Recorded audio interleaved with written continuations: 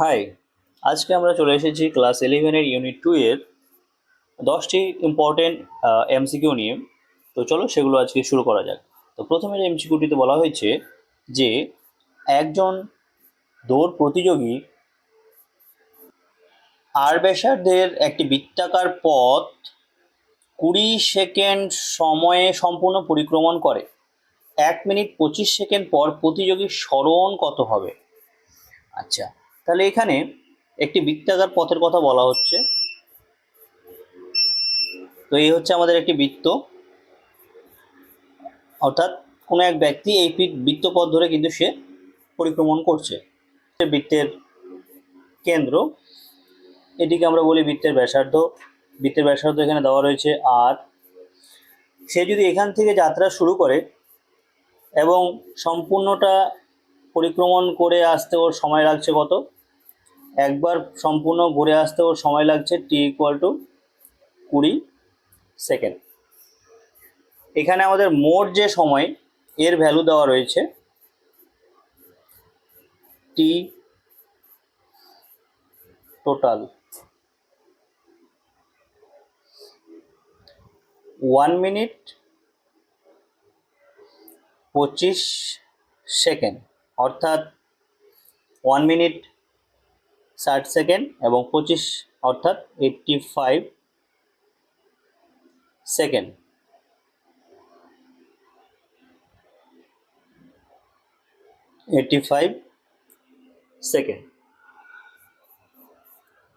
তো একবার ঘুরতে কতক্ষণ সময় নিচ্ছে? যেহেতু একবার ঘুরতে 20 সেকেন্ড সময় নিচ্ছে, একবার সম্পূর্ণ ঘুরতে 20 সেকেন্ড সময় নিচ্ছে, তো আমরা যদি এই বৃত্তপথটিকে 4টি সমান ভাগে ভাগ করে নিই, 4টি সমান ভাগে যদি ভাগ করে নিই, তাহলে এই এক একটা অংশ পরিক্রমণ করতে সে কতক্ষণ সময় নেবে? 20/4 অর্থাৎ 5 সেকেন্ড করে সময় নেবে। এবার চলো আমাদের মোট যে সময়টি দেওয়া আছে তার জন্য সে কতবার ঘুরছে, অর্থাৎ সে কত দূর পৌঁছাতে পারছে সেটা দেখা যায়। তো এখানে যেহেতু একবার ঘুরতে 20 সেকেন্ড সময় লাগছে, তাহলে দুইবার ঘুরতে কতক্ষণ সময় নেবে? 40 সেকেন্ড নেবে। তিনবার ঘুরতে কতক্ষণ সময় নেবে? 60 সেকেন্ড নেবে। চারবার ঘুরতে কতক্ষণ সময় নেবে? 80 সেকেন্ড সময় নেবে। তাহলে আমাদের বেঁচে থাকলো 5 সেকেন্ড। তাহলে সে কিন্তু 4বার সম্পূর্ণ ঘুরতে পারছে এবং লাস্টের 5 সেকেন্ড সময়ে সে 1/4 অংশ যাচ্ছে। অর্থাৎ সে যদি এখান থেকে যাত্রা শুরু করতো, করে তাহলে সে এখানে গিয়ে তার যাত্রা শেষ করছে। তাহলে এই অংশটা হচ্ছে, অর্থাৎ প্রাথমিক অবস্থান এবং অন্তিম অবস্থানের মাঝের যে সরলরেখিক পথ, তো সেটি তো আমাদের সরণের মান হয়।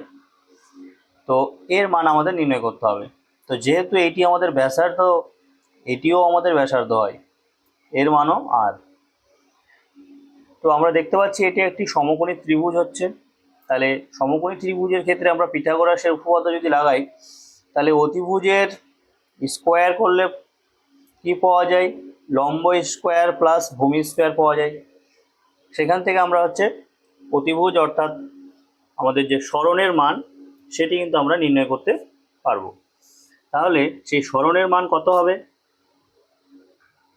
অর্থাৎ অতিভুজ অর্থাৎ সরণের মান হচ্ছে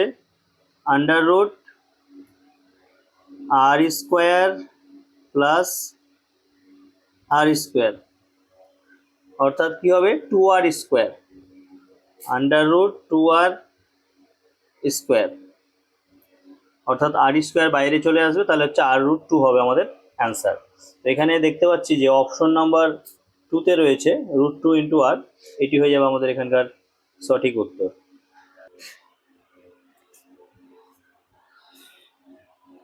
এখানে বলা হচ্ছে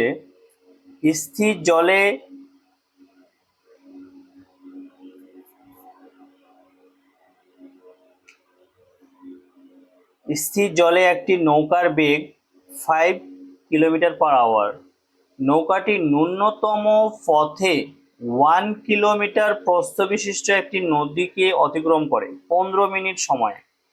তাহলে এখানে নদীটির প্রস্থ দেওয়া আছে 1 কিলোমিটার, এবং যদি স্রোত না থাকে তাহলে নৌকাটি 15 মিনিট সময়ে কি করতে পারে, অতিক্রম করতে পারে।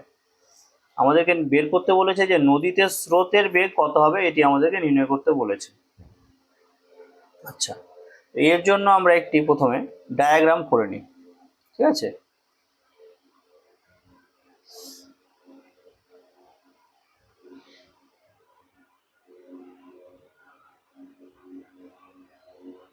ধরো এটি হচ্ছে একটি নদী, এখানে স্রোতের বেগ ধরে নিলাম যে এটি হচ্ছে নদীর হচ্ছে প্রস্থ, এর ভ্যালু দেওয়া আছে আমাদের 1 কিলোমিটার, ঠিক আছে। এই প্রস্থের ভ্যালু দেওয়া আছে হচ্ছে 1 কিলোমিটার, এবং এই ডিরেকশনে স্রোত বইছে, ইউ বেগে স্রোত বইছে, এবং নৌকার বেগ কত দেওয়া আছে, নৌকার বেগ দেওয়া আছে, আমরা নৌকার বেগকে হচ্ছে আমরা ভি দিয়ে ডিনোট করি। তাহলে আমরা এই বরাবর যদি নৌকা যায় তাহলে সে ন্যূনতম পথে সে নদী পার হতে পারবে। তাহলে আমরা এটা হচ্ছে নৌকার বেগ ভি ধরে নিলাম। যেহেতু নদীতে স্রোত আছে এবং স্রোতের বেগ হচ্ছে ইউ, নৌকাটিকে ন্যূনতম পথে অর্থাৎ এই পথে যেতে হলে তাকে কিন্তু সে যদি এই বরাবর যাত্রা শুরু করে তাহলে কিন্তু সে এখানে গিয়ে পৌঁছাতে পারবে না, সে কিন্তু এই দিকে কিছুটা এই দিয়ে এরকম পজিশনে চলে যাবে। তার জন্য এখানে কি করতে হবে, তাকে এই বরাবর তাকে যাত্রা শুরু করতে হবে, অর্থাৎ তার বেগের দিকটা অর্থাৎ নৌকার বেগ কিন্তু এই বরাবর হতে হবে। এবার আমরা এখানে ভেক্টরের নিয়ম অনুযায়ী যদি আমরা এই নৌকার বেগের ভেক্টরটিকে প্যারালালি শিফট করি তাহলে সেটাকে আমরা এই বরাবর দেখাতে পারি, অর্থাৎ এইটি হচ্ছে আমাদের ভি এর ভ্যালু। যেহেতু আমরা ন্যূনতম পথে যেতে চাইছি তাহলে কি করতে হবে, আমাদেরকে এই বরাবর হবে আমাদের কি লব্ধি বেগের ডিরেকশন, এই বরাবর হবে। এটিকে আমরা ডব্লিউ দিয়ে ডিনোট করছি। তাহলে আরেকবার আমরা রিভাইজ করে নিই। আমাদের এটি হচ্ছে আমাদের স্রোতের বেগ ইউ, এই বরাবর হচ্ছে আমাদের নৌকার বেগ ভি, এবং নৌকার যে লব্ধি বেগ হবে সেটি হচ্ছে এই বরাবর হতে হবে, তাহলে সে ন্যূনতম পথে অতিক্রম করতে পারবে। এটিকে আমরা হচ্ছে ডব্লিউ দিয়ে ডিনোট করছি। তাহলে আমরা এখানে সমকোণী ত্রিভুজের ক্ষেত্রে পিথাগোরাসের উপপাদ্য যদি অ্যাপ্লাই করি তাহলে আমরা কি লিখতে পারবো, যে অতিভুজ স্কোয়ার ইকুয়াল টু কি হয়, লম্ব স্কোয়ার প্লাস ভূমি স্কোয়ার। তাহলে এখানে আমাদের ভি স্কোয়ার ইকুয়াল টু লেখা যাবে W square plus U square. তাহলে আমাদের বের করতে হবে কি, আমাদের তো স্রোতের বেগ বের করতে বলেছে, অর্থাৎ ইউ এর ভ্যালু বের করতে বলেছে। তাহলে ইউ ইকুয়াল টু কি লেখা যাবে, তাহলে ইউ ইকুয়াল টু লেখা যাবে under root v square minus ডব্লিউ স্কোয়ার।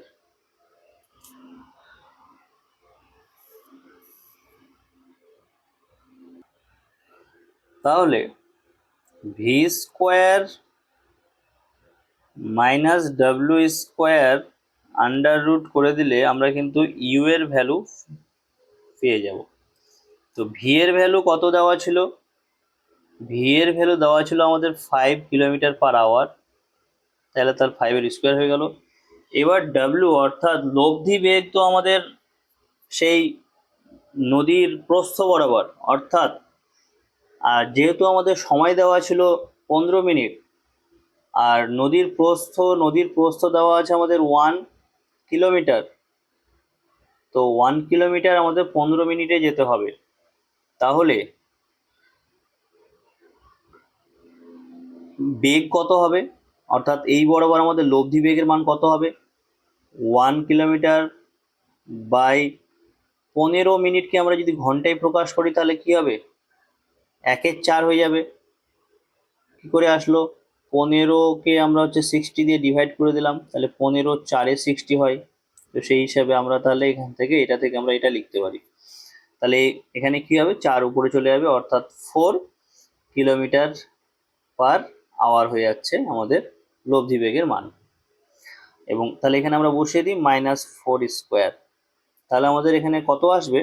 5-এর স্কোয়ার করলে তো 25 হবে, -4-এর স্কোয়ার করলে 16, তাহলে 25 - 16 করলে 9, √9 = কত হচ্ছে? 3 কিলোমিটার/আওয়ার। তাহলে এটি হয়ে যাচ্ছে আমাদের কি? স্রোতের বেগ। তাহলে অপশন নাম্বার সি হয়ে যাচ্ছে আমাদের এখানে সঠিক উত্তর।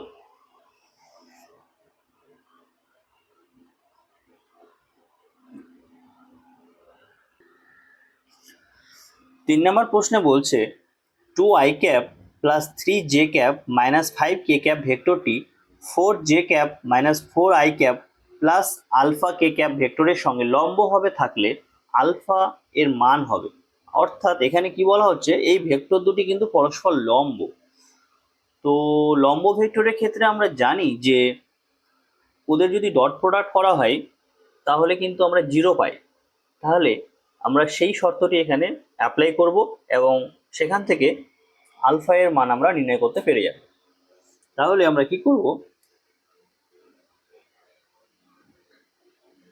2i cap plus 3j cap minus 5k cap এর সাথে এই ভেক্টরটিকে আমরা ডট প্রোডাক্ট করে দেবো। আচ্ছা, এখানে যেটা দেখা যাচ্ছে যে জে ক্যাপটাকে আগে নেওয়া হয়েছে, তো আমরা এটাকে একটু সাজিয়ে লিখে নিই। তাহলে -4i ক্যাপকে আমরা প্রথমে করে দিলাম, প্লাস 4j ক্যাপ এবং তার সাথে প্লাস আলফা কে ক্যাপ। এটা ইকুয়াল টু কী হবে? 0 হতে হবে। এবার ডট প্রোডাক্টের ক্ষেত্রে আমরা কি জানি যে আই এর সাথে আই এর গুণ হবে, জে এর সাথে জে এর গুণ হবে এবং কে এর সাথে কে এর গুণ হবে। আদার্সের সাথে গুণ করলে সেটি 0 হয়ে যায়। তাহলে আই এর সাথে আই অর্থাৎ 2 ইন্টু -4 করলে হচ্ছে আমার -8। জে এর সাথে জে অর্থাৎ এখানে 3 রয়েছে, এখানে 4 রয়েছে, তাহলে 3 4 12 হচ্ছে +12। আর এখানে -5 এর সাথে আমার হচ্ছে আলফা অর্থাৎ -5 আলফা = 0। এইবার এখানে আমি 12 থেকে 8কে যদি বিয়োগ করে দিই তাহলে কত থাকে? 12 থেকে 8 বিয়োগ করে দিলে 4, তাহলে হচ্ছে 4 - 5 আলফা = 0। এখান থেকে আলফা = তাহলে কত হবে? 4টাকে আমরা যদি রাইট সাইডে নিয়ে যাই তাহলে -4 হয়ে যাবে, মাইনাস মাইনাস কেটে দেবো, তাহলে আলফা = হচ্ছে 4/5 হয়ে যাবে। তাহলে আলফা = হচ্ছে আমার 4/5, অর্থাৎ অপশন নাম্বার সি হচ্ছে আমাদের এখানে সঠিক উত্তর।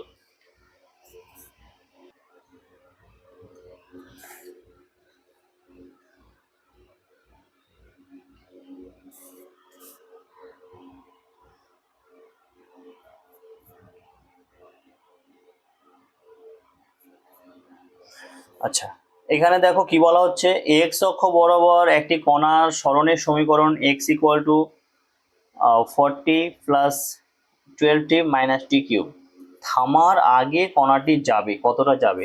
তো এখানে আমাদের এটি কিন্তু সরণের সমীকরণ দেওয়া আছে। তো এখান থেকে আমরা এটিকে যদি অবকলন করে নিই তাহলে আমরা হচ্ছে বেগের সমীকরণ পেয়ে যাব। এবং যেহেতু বলে যে থামার আগে অর্থাৎ থেমে যাবে মানে কি? তার বেগ কত হবে? 0 হয়ে যাবে। তাহলে আমরা প্রথমে ফার্স্ট কাজ যেটা করব, এই সরণের সমীকরণকে অবকলন করে আমরা হচ্ছে প্রথমে বেগের সমীকরণ বের করি, সেটা = 0 করে দেবো। তাহলে সেখান থেকে আমরা সময়টা পেয়ে যাব যে কত সময় পরে সেটি 0 হচ্ছে, অর্থাৎ বেগের মান 0 হচ্ছে।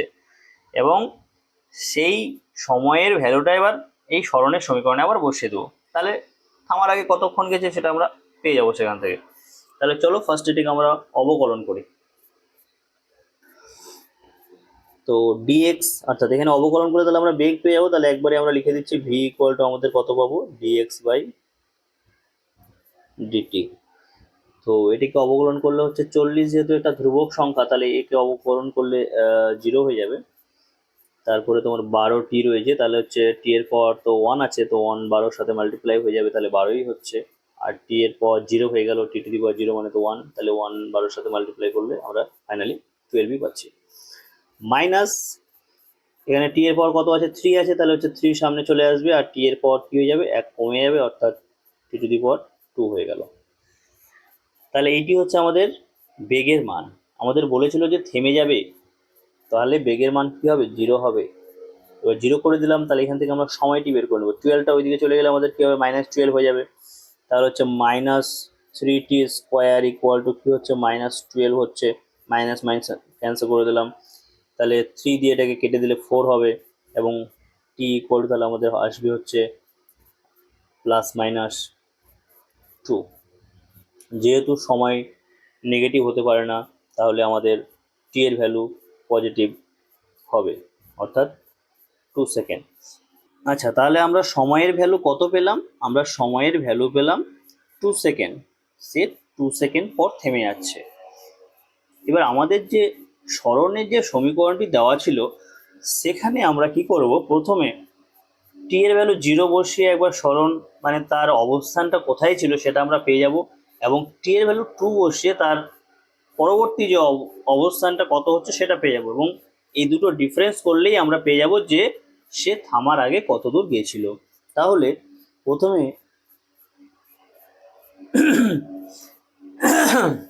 আমাদের যে সরণের সমীকরণ ছিল x equal to 40 plus 12t minus t এর কিউব। তো টি ইকুয়াল টু যদি আমরা প্রথমে 0 নিয়ে নিই, তাহলে এক্স এর ভ্যালু কত হবে, ভ্যালু এখানে পুট করে দাও, তাহলে 40 হবে প্লাস 12 ইন্টু টি 0 হয়ে যাচ্ছে, এখানে 0, তাহলে তো শুধু 40ই থাকছে, তাহলে আমি আর কিছু লিখলাম না, এখানে 40ই থাকলো এটা। এবার টি এর ভ্যালু যখন আমরা হচ্ছে 2 সেকেন্ড বসাবো, তখন এক্স এর ভ্যালু কত হবে, এক্স ইকুয়াল টু হবে 40 প্লাস 12 ইন্টু 2 মাইনাস 2 এর কিউব, তাহলে হবে 40 প্লাস 24 মাইনাস 8, এখান থেকে আমরা পাচ্ছি 56। তাহলে যখন সময় শূন্য ছিল তখন তার অবস্থান ছিল 40 মিটারে, এবং যখন 2 সেকেন্ড পরে সে থেমে গেল তখন তার অবস্থান হচ্ছে 56 মিটারে। তাহলে সে থামার আগে কত দূর গেল, তাহলে 56 থেকে 40 মাইনাস করে দাও, তাহলে কত হচ্ছে 16 মিটার। তাহলে সে থামার আগে 16 মিটার পথ তাহলে তাহলে এখানে দেখো অপশন ডি হয়ে যাচ্ছে আমাদের সঠিক উত্তর।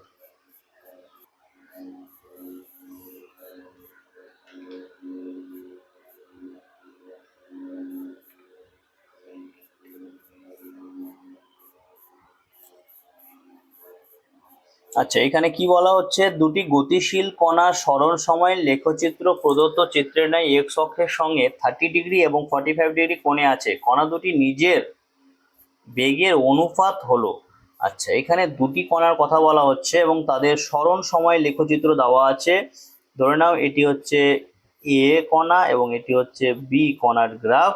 তো এ কণার যে গ্রাফ দেওয়া আছে সেটা হচ্ছে সময় অক্ষের সঙ্গে 30 ডিগ্রি অ্যাঙ্গেল করে আছে, এবং বি কণার যে গ্রাফটি দেওয়া আছে সে কিন্তু 45 ডিগ্রি অ্যাঙ্গেল করে আছে। তো সরণ সময় লেখচিত্র আমাদের এখানে দেওয়া হয়েছে, আর কি বলেছে, বেগের অনুপাত বলেছে। তো আমরা কি জানি, সরণ সময় লেখচিত্রের নতি থেকেই তো বেগ পাওয়া যায়, এবং বেগ সময় লেখচিত্রের নতি থেকে ত্বরণ পাওয়া যায়। তাহলে সরণ সময় লেখচিত্রের নতি বের করতে হবে। নতির ফর্মুলা কি, নতি বলতে কি বোঝায়, নতি বলতে বোঝায় ট্যান থিটা। অর্থাৎ আমরা যদি হচ্ছে, আচ্ছা লিখে দিই এখানে, নতি অর্থাৎ একে এম দিয়ে ডিনোট করা হয়, ইকুয়াল টু কি হয়, ট্যান থিটা হয়। তাহলে আমরা এ কণাটির ক্ষেত্রে যদি লিখতে চাই, যেহেতু এখানে আমাদের অনুপাত বের করতে বলেছে, তাহলে আমরা একবারেই করে দিই। tan theta a divide tan theta b, তাহলে হচ্ছে tan theta a অর্থাৎ 30 ডিগ্রি অ্যাঙ্গেল, অর্থাৎ tan 30 ভ্যালু কত হয়? tan 30 ভ্যালু হচ্ছে 1/√3 হয়, এবং tan theta b অর্থাৎ 45, tan 45 এর ভ্যালু কত হয়? 1 হয়। তাহলে আমরা যদি এখানে রেশিও করি তাহলে আমাদের কত আসবে? 1/√3 থাকছে আমাদের, তাহলে আমাদের অপশন নাম্বার এ হয়ে যাবে এখানে আমাদের সঠিক উত্তর।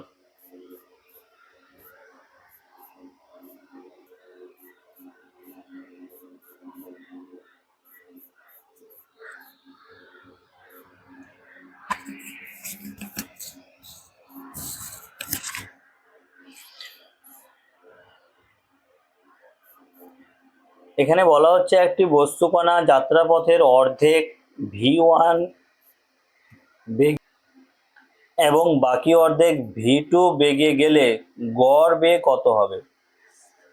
তো ধরে নাও যে এটি হচ্ছে একটি পথ, তার অর্ধেকটাকে আমি ধরে নিলাম যে x এবং বাকি অর্ধেকটাকে ধরে নিলাম x। তাহলে প্রথমে এই x দূরত্ব যেতে আমাদের হচ্ছে বেগ হচ্ছে v1 এবং পরবর্তী x যেতে বেগ হচ্ছে v2। আমাদের যে গড় বেগের যে ফর্মুলাটি রয়েছে সেটি হচ্ছে মোট সরণ বাই মোট সময়। তো এখানে আমরা সরণ তো ধরে নিয়েছি এবং সরণ x প্লাস x করে 2x হয়ে যাবে, এবং আমাদের তো সময়ের ভ্যালু দেওয়া নেই কিন্তু এখানে বেগ দেওয়া আছে। তাহলে কিন্তু আমরা এখানে সময়গুলো বের নিতে পারি। কীরকম করে? আমরা কি জানি যে বেগ ইকুয়াল টু কী হয়? সরণ বাই সময় হয়। তাহলে এখান থেকে সময় ইকুয়াল টু কী লেখা যাবে? সরণ বাই বেগ। তাহলে প্রথম ক্ষেত্রে আমরা যদি t1 বলি তাহলে t1 ইকুয়াল টু আমরা কী লিখতে পারবো?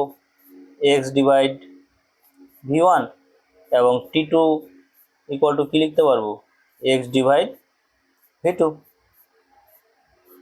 তো এইভাবে আমরা সময়গুলো বের করতে পারবো। তাহলে আমাদের যে ফর্মুলা আছে গড় বেগ নির্ণয় করা, সেই ফর্মুলাতে আবার আমরা পুট করে দেখি, তাহলে আমাদের গড় বেগের ভ্যালু চলে আসবে।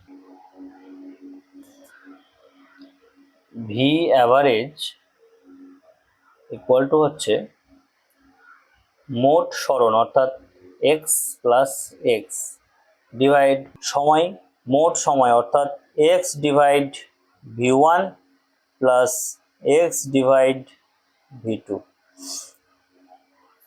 তাহলে উপরে আমার এক্স প্লাস এক্স করে দিলে কত হচ্ছে? 2x হচ্ছে, এবং নিচে তোমার হচ্ছে এখানে এলসিএম করে নাও, তাহলে v1 v2 হচ্ছে, আর উপরে হয়ে যাবে তোমার হচ্ছে এক্স v2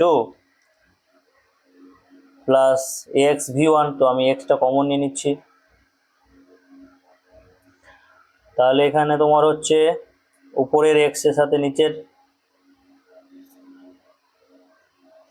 তাহলে এখানে আমার কি হচ্ছে? এক্স এক্স কেটে যাচ্ছে, আর এটাকে আমরা হচ্ছে মাল্টিপ্লাই, ডিভাইড যেহেতু আছে তাহলে আমরা হচ্ছে মাল্টিপ্লাই করে দেবো এবং সেটি উল্টে যাবে। তাহলে আমাদের কত আসবে? এটি 2v1 v2 divide v1 plus v2। তাহলে এটা হয়ে যাবে আমাদের গড় বেগের মান। এখানে আমরা দেখতে পাচ্ছি যে অপশন নাম্বার এ হয়ে যাচ্ছে আমাদের সঠিক উত্তর।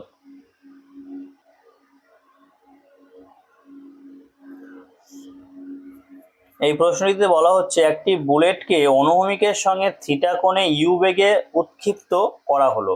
বুলেটটির গতিপথের সর্বোচ্চ উচ্চতায় বেগের অনুভূমিক উপাংশ হলো। তো এই প্রশ্নটি আমাদের হচ্ছে ফ্রাস অর্থাৎ প্রজেক্টাইল মোশন থেকে দেওয়া হয়েছে। তো ফ্রাসের ক্ষেত্রে আমরা কি দেখেছিলাম যে কোনো বস্তুকে যখন হচ্ছে এইভাবে ছুড়ে দেওয়া হয়, অনুভূমিকের সাথে কিছুটা অ্যাঙ্গেল করে ছুড়ে দেওয়া হয়, তখন তাকে ফ্রাস বলা হয়।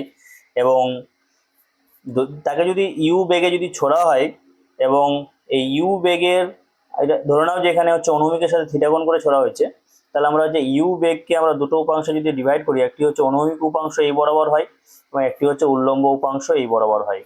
তো অনুভূমিক উপাংশের মান কত হবে? U cos theta. এবং উল্লম্ব উপাংশের মান কত হবে? U sine theta. এবার দেখো, এই উল্লম্ব বরাবর কিন্তু সেই বস্তুটির ওপরে অর্থাৎ সেই কণাটির উপরে কিন্তু একটি বল কাজ করছে। কি বল কাজ করছে এখানে? সেই কণাটির উপরে কিন্তু অভিকর্ষজ বল কাজ করছে অর্থাৎ মহাকর্ষ বল কাজ করছে, যার জন্য কি হবে, এই ভি সাইন থিটা উপাংশের মান কি হবে, আস্তে আস্তে কিন্তু কমতে থাকবে এবং সর্বোচ্চ উচ্চতায় গিয়ে তার মান কিন্তু 0 হয়ে যাবে এবং তারপরে আবার অপোজিট ডিরেকশনে তার মান বৃদ্ধি পাবে। কিন্তু যেহেতু অনুভূমিক বরাবর কোনো বল কাজ করছে না, তাই এই অনুভূমিক উপাংশ অর্থাৎ ইউ কস থিটা এর মানের কিন্তু কোনো পরিবর্তন হবে না, অর্থাৎ প্রত্যেকটা বিন্দুতে ইউ কস থিটার মান কি হবে, একই থাকবে। তাহলে এখানে আমাদের কি বলা হচ্ছিল যে বুলেটটির গতিপথে সর্বোচ্চ উচ্চতায় বেগের অনুভূমিক উপাংশ হলো, তো অনুভূমিক উপাংশ তো প্রত্যেকটা বিন্দুতেই সমান হয়, অর্থাৎ সর্বোচ্চ বিন্দুতেও অনুভূমিক উপাংশের মান ইউ কস থিটাই থাকে। তাহলে আমাদের অপশন নাম্বার বিটা হয়ে যাচ্ছে আমাদের এখানে কিন্তু সঠিক উত্তর।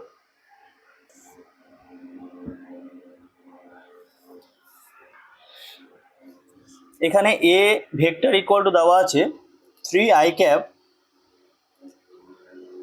Plus 4j cap plus 5k cap এবং বি ইকুয়াল টু দেওয়া আছে 6i cap 8j cap plus 10k cap. A এবং বি এর মান হলো যথাক্রমে এ এবং বি। তাহলে নিচের কোনটি সঠিক নয়? আচ্ছা, সঠিক নয় বলেছে। তো আমাদের যে অপশনগুলো দেওয়া রয়েছে, এ ভেক্টরের মান দেওয়া আছে এটা, এইখানে তোমার হচ্ছে এ ডট বি এর মান দেওয়া আছে, এ বাই বি এর মান দেওয়া আছে এবং এ ক্রস বি এর মান দেওয়া আছে এবং বলেছে যে কোনটি সঠিক নয়। তো এখানে আমরা হচ্ছে অপশন সিলেক্ট করতে পারি, কিন্তু আমি তোমাদের এখানে এটাকে ডিটেলসেই বলার চেষ্টা করছি। অর্থাৎ এ বি থেকে আমরা বাকি যে সমস্ত কিছু বের করতে পারি, অর্থাৎ এ ডট বি এর ভ্যালু কত হবে, এ ক্রস বি এর ভ্যালু কত হবে, এর ভ্যালু কত, বি এর ভ্যালু কত, সব কিছু আমরা বের করে চেষ্টা করি, তাহলে আমরা অনেকটাই ভেক্টরের ক্যালকুলেশনগুলোর আইডিয়া পেয়ে যাব। তো এ এর মান কত হবে? এ ভেক্টর ইকুয়াল টু কি দেওয়া আছে, 3i cap plus 4j cap plus 5k cap. তাহলে এ ভেক্টরের মান অর্থাৎ মডিউলাস হবে আন্ডার রুট 3 এর স্কোয়ার প্লাস 4 এর স্কোয়ার প্লাস 5 এর স্কোয়ার। তাহলে এখানে আমরা পাবো কত, 9 প্লাস 16 প্লাস 25। 9 প্লাস 16 করলে 25 প্লাস 25, তাহলে 50 হয়ে যাচ্ছে, অর্থাৎ আন্ডার রুট 50। অর্থাৎ এটিকে আমরা লিখতে পারি না 5√2। তো অপশন নাম্বার এতে তো এর ভ্যালু 5√2 দেওয়া আছে, তো এটি তার মানে কি আছে, সঠিক আছে, কিন্তু আমাদের বলেছে কোনটি সঠিক নয়। তাহলে চলো এবার বি নাম্বারটা চেক করা যাক। আচ্ছা, এখানে বি নাম্বারে এ ডট বি দেওয়া আছে। তো এ ডট বি, আমরা ডট প্রোডাক্টের নিয়ম কি জানি, যে এর আই এর সাথে আই এর গুণ হবে, জের সাথে জের গুণ হবে এবং কে এর সাথে কে গুণ হবে। তো আই এর ভ্যালু দেওয়া আছে তোমার হচ্ছে, আই এর সাথে কি আছে, 3 আছে, এখানে আই এর সাথে 6 আছে, তাহলে 3 × 6 করলে কত হচ্ছে, 18 হচ্ছে। 4 × 8 করলে 32 হচ্ছে। 5 × 10 করলে 50 হচ্ছে, 50 হচ্ছে। তাহলে অ্যাড করলে কত হচ্ছে, 50। এখানে তোমার হচ্ছে 32 আর 18তে 50 হচ্ছে, আর এইদিকে 50, তাহলে 100 হচ্ছে। তো আমাদের এখানে কি দেওয়া আছে, কি এ ডট বি এর ভ্যালু কিন্তু আমাদের 48 দেওয়া আছে, কিন্তু আমাদের এ ডট বি অ্যাকচুয়ালি আসছে কত, অ্যাকচুয়ালি আসছে কিন্তু আমাদের এ ডট বি কিন্তু 100 আসছে কিন্তু। তার মানে এই অপশনটি কিন্তু আমাদের কি আছে, ভুল আছে। তো আমাদের কোনটা ভুল ছিল সেটাই তো বের করতে বলেছে, তাহলে আমাদের এটাই হয়ে যাচ্ছে আমাদের কিন্তু এখানে সঠিক উত্তর।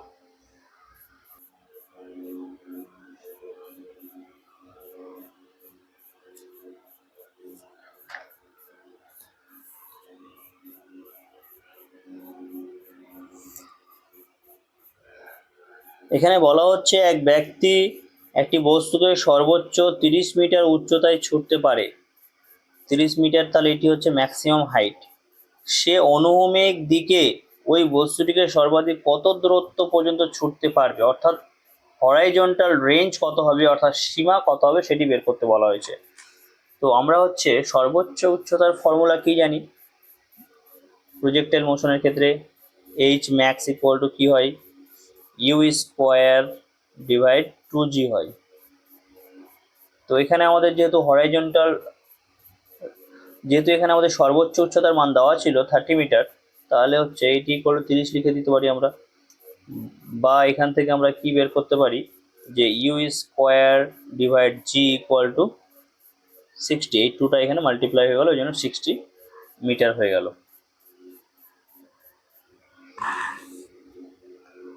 এবার আমাদের রেঞ্জের ফর্মুলা কি, ম্যাক্সিমাম রেঞ্জের ফর্মুলা হচ্ছে আর ম্যাক্স ইকুয়াল টু কী হয়, ইউ স্কোয়ার সাইন থিটা, এবং থিটার ভ্যালু যদি 90 ডিগ্রি হয় তাহলে সাইন থিটার ভ্যালু 1 হয়, এবং সেটি হচ্ছে ম্যাক্সিমাম রেঞ্জকে প্রকাশ করে। তাহলে আমরা এখানে সাইন 90 পুট করে দিচ্ছি ডিভাইড জি, তাহলে U square divide G equal to কত হবে, যেহেতু সাইন 91 হয়ে আছে, ইউ স্কোয়ার ডিভাইড জি আর ম্যাক্সের ফর্মুলা, এবং আগের আমরা কি পেলাম, ইউ স্কোয়ার বাই জি এর ভ্যালু কিন্তু আমরা 60 পেলাম, তাহলে এটি হয়ে যাচ্ছে আমাদের কি সর্বোচ্চ রেঞ্জ, অর্থাৎ অনুভূমিকভাবে সে 60 মিটার দূরে বস্তুটিকে ছুটতে পারবে। তাহলে এখানে অপশন নাম্বার বি হয়ে যাচ্ছে আমাদের সঠিক উত্তর।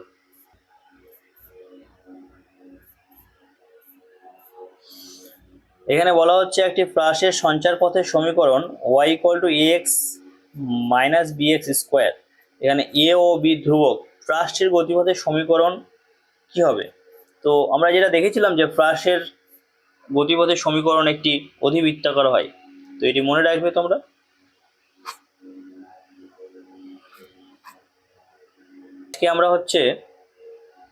আজকে আমরা হচ্ছে ইউনিট 2 এর 10টি এমসিকিউ প্র্যাকটিস করে ফেললাম, যেগুলো পরীক্ষায় আসার জন্য খুবই ইম্পর্টেন্ট। এরকম টাইপের আরও প্রশ্ন তোমরা প্র্যাকটিস করতে থাকবে, আশা করি পরীক্ষাতে ভালো করতে পারবে। তো আজকে এই পর্যন্তই, চলো টাটা, বাই বাই।